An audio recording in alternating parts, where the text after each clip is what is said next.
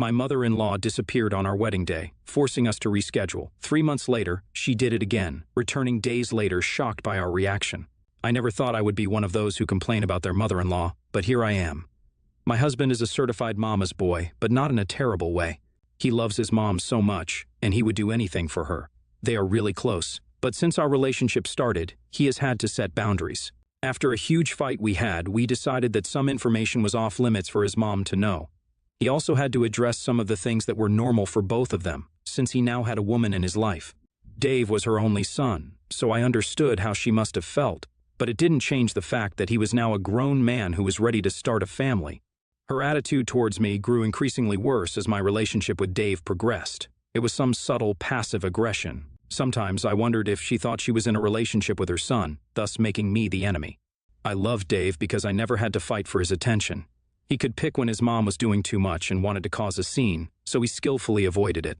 I remember how uncomfortable she was at our engagement party. It was laughable. We were supposed to get married 3 months ago, but my mother-in-law was nowhere to be found on our wedding day. Dave's dad said they had been together the night before, and it didn't seem like anything was wrong, and she didn't tell him that she was going anywhere. Everyone got so worried, and Dave couldn't even concentrate. We didn't know if something had happened to her or if she was kidnapped. There were just so many uncertainties. I, for one, did not want our wedding anniversary to be associated with a sad memory. We decided to move the wedding. It was a lot on us financially because everything was set, and these people who were rendering their services still needed to be paid regardless of whether there was a wedding or not. We apologized to our guests, who were very understanding as most of them were immediate family and close friends, and told them that a new date would be communicated. We couldn't set one then because we weren't sure how everything would turn out. She returned in the afternoon and said she just went out to get an early surprise for us for our big day, but she got lost and didn't have her phone with her.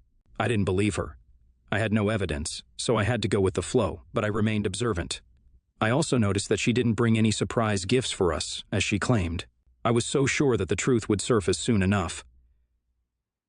We set another wedding date in 3 months, and the same thing happened again. Who was my mother-in-law kidding? I didn't have to say anything, which was great because it meant that I was not to blame for anything. Dave and his dad said that we would continue as planned. Both of them were very upset with my mother-in-law because it was the second time in a row, and with the flimsy excuse she gave the first time, we all knew that she left on purpose to stop the wedding. Dave's dad was particularly annoyed because of the money we had to waste planning 2 weddings and his wife's disrespect towards my parents and the other guests. 2 days after the wedding she appeared, but we could tell she was shocked that no one cared. We had planned that no one would call or try to find her, and when she came back, we didn't act like she had gone missing. We carried on like everything was fine. You could tell that the silence was killing her inside. She wanted some attention from Dave especially, but he ignored her completely because he was upset. At one point, none of us acted like she didn't go missing, but he acted like she wasn't even there. We were to leave for our honeymoon that evening, and his dad was supposed to drop us at the airport. My mother-in-law insisted on coming with us, but Dave still ignored her. We were going to be in Greece for about a month, which to his mom was a long time. I even tried to get my husband to say goodbye, hug her maybe, or at the very least acknowledge her, but he gave me the stink eye. That's our code for you can't change my mind. I resolved that this was a mother and son battle, and I was going to take the back seat and watch it play out. We arrived in Greece yesterday. It is so beautiful, and our hotel is lovely. I'm excited about having an unforgettable experience. It's always been my dream to have my honeymoon in Greece. Dave didn't care where we went, as far as he was with me, which was so sweet. Dave's sister is my friend, so we talked a lot. I asked for the details on her mom. She told me that she was fuming in anger and that everything was the enemy. They all knew to stay clear of her as she threw her tantrums. She told me to prepare for her just in case she tried to take it out on me because she saw that coming. Dave's dad was a gentleman, so he didn't engage with her, which annoyed her even more. My mother-in-law said that everyone in the family had ganged up against her and taken her son away from her, and she was the only one who tried to stop him from making that mistake. It's funny because I thought only little kids got separation anxiety. As expected, she called me in the evening to rain insults on me. She accused me of stealing her only son away from her and making him not care about her anymore.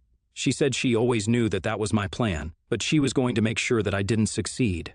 I tried to calm her down, but that made everything worse. She said I should never interrupt her again and I had ill manners. I heard Dave coming, so I put the phone on speaker so he could hear all that his mom was saying.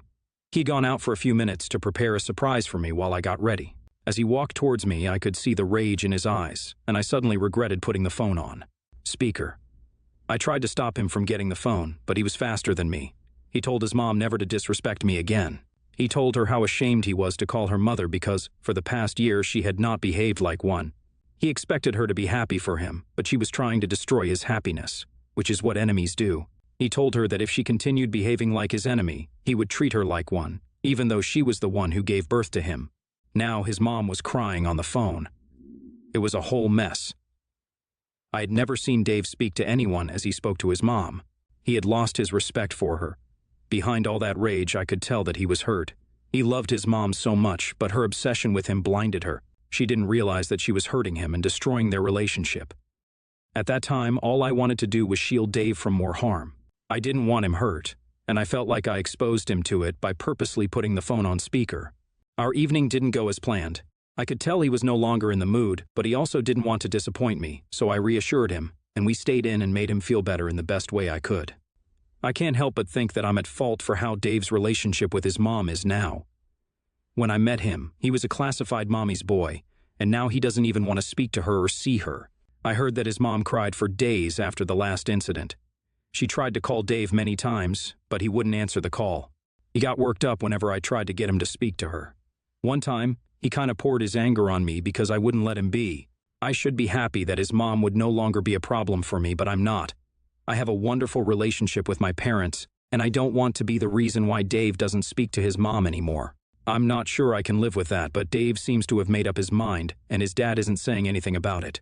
Dave's sister thinks that he will come around and that he just needs time to heal. After all, he was right to be hurt and annoyed at his mom for missing his wedding for selfish reasons, so we couldn't tell him how to deal with it.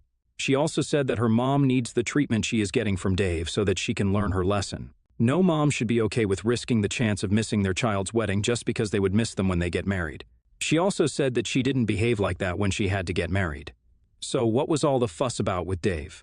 This made me feel a little better, but because I know that I wanted Dave to hear what his mom said, I was looking for a reaction from him, and the result is devastating. I'm still filled with guilt. NTA, your mother-in-law needs to chill. If she really wanted to stop a wedding, she wouldn't use the same exact strategy unless she wasn't smart enough. It was clear that that was what she was trying to do, so no. One would pay attention to her the second time. If I were you, I would be glad about my newfound peace instead of feeling guilty. It's not like you lied and made up what she said. YTA. Do you think you've destroyed your husband's relationship with his mom? Yes, you did. I hope Dave maintains the same energy years down the line and doesn't blame you for being estranged from his mother. You should do everything you can to reconcile them. NTA. You didn't do anything wrong because Dave needed to hear what his mom was saying to you. It's great that you are not happy that they are having issues, so help them reconcile.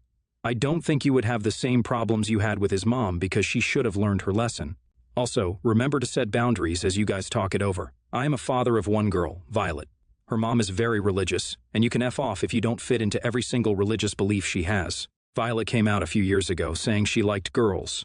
I was suspicious of mom's reaction.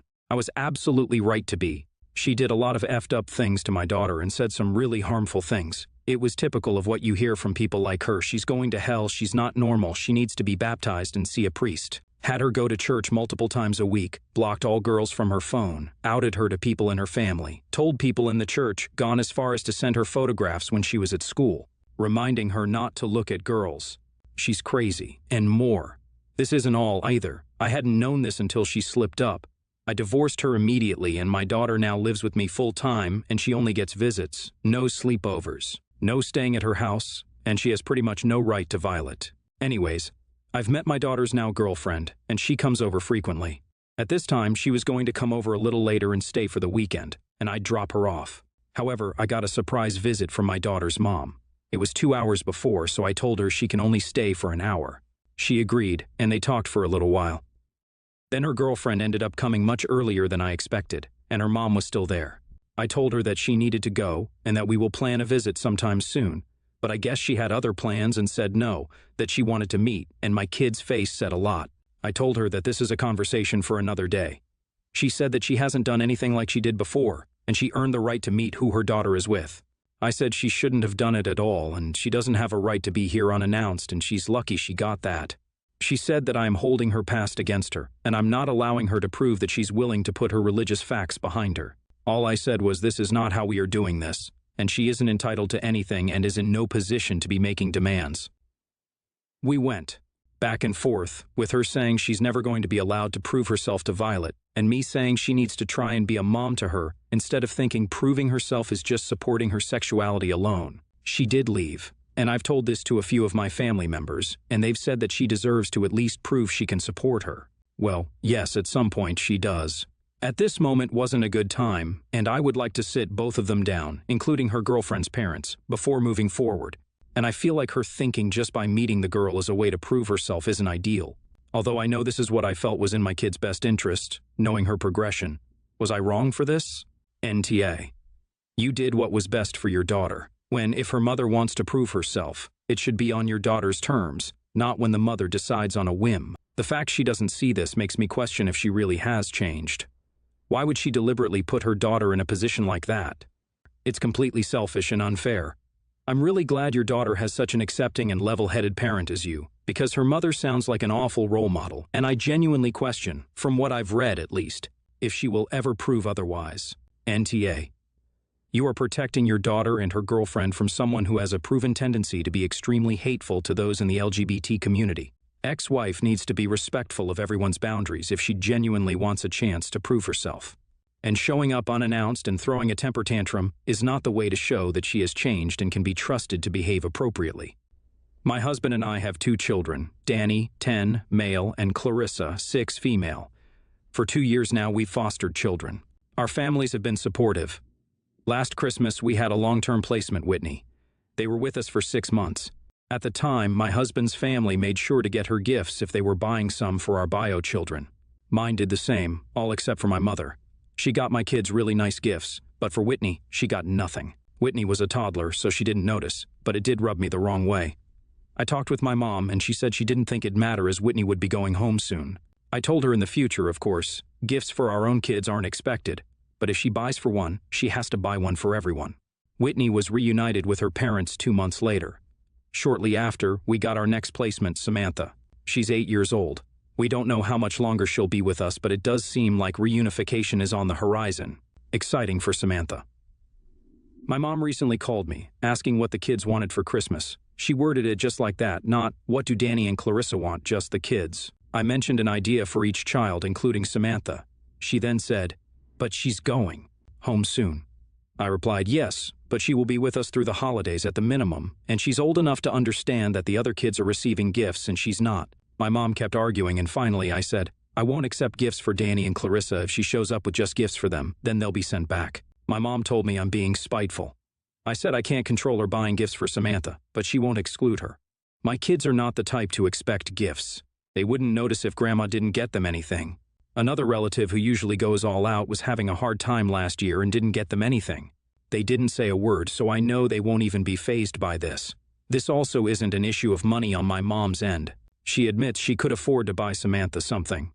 My husband is backing me up, but some of my relatives aren't. Ish. On a basic human level, yeah, your mom's kind of being shitty.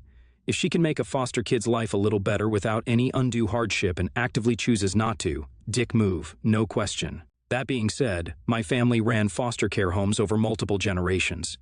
Here's the thing you don't seem to understand. You signed up to foster these kids. Not your mom, not your kids. You are the only one who actually bears that responsibility.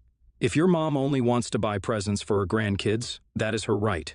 As I said, it would be a dick move.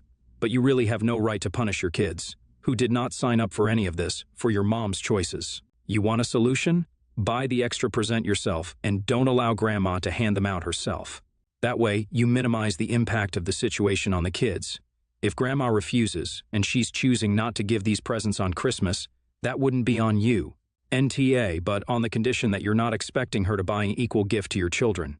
It's wonderful that your foster child will likely be reunified soon. That suggests to me that her connection with her own family is still strong. She not only doesn't need your parents to step into a familial role, but also likely would be uncomfortable if they do. This is currently viewed as temporary for everyone, including Samantha.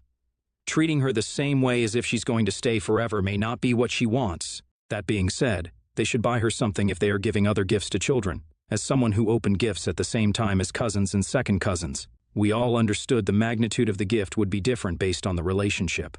Something thoughtful she would appreciate and easily take with her would be lovely and appropriate.